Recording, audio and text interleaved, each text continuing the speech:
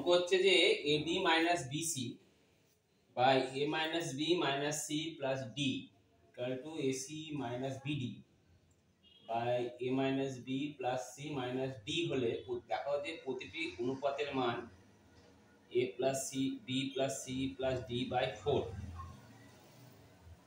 তাহলে এটাকে আমি AD minus BC by A minus B minus C plus D equal to AC minus BD by A minus B plus C minus D equal to সংযোজন প্রক্রিয়া করে দাও। সংযোজন প্রক্রিয়া করলে কি হবে? AD minus BC plus AC minus BD by A minus B minus C plus D plus A minus B plus C minus D minus D plus D কেটে দাও আর এদিকে প্লাস C minus C কাটো। তাহলে হলো কত? নিচে হলো 2A minus 2B। তাহলে নিচে কত কমন যাবে? 2 কমন যাবে, A minus B।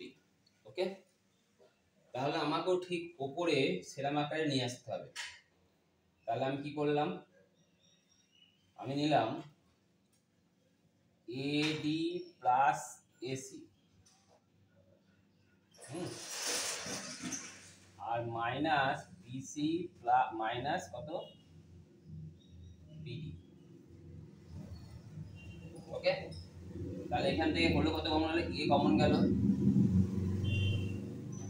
হলো D প্লাস C, আর এখান থেকে মাইনাস B কমন নিলে হয়ে যায় C প্লাস D। বুঝতে পারলে?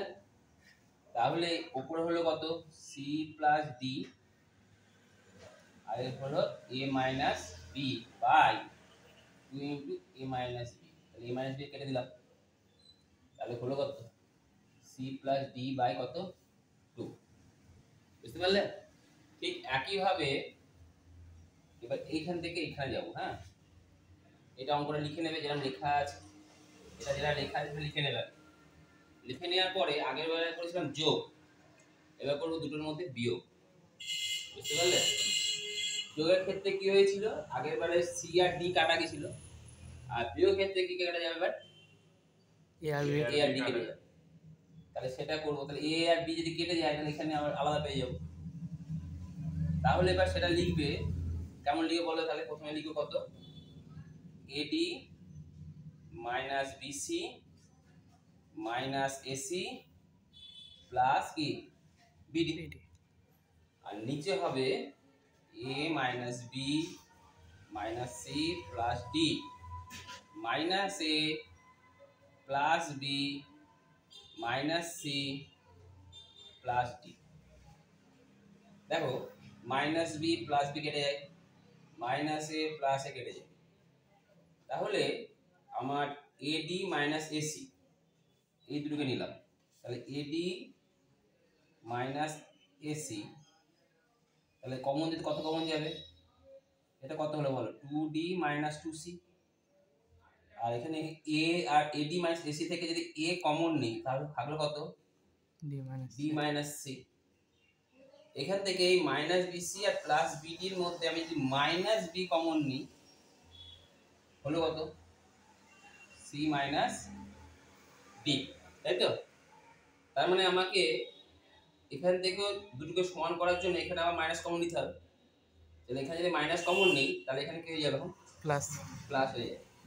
তাহলে প্লাস যদি হয়ে যায় তাহলে A into D minus C, এখানে প্লাস কমন হয়ে গেল, B ইন্টু কত হলো? D মাইনাস কত? C বাই 2 কমন নিয়ে D মাইনাস কত? C।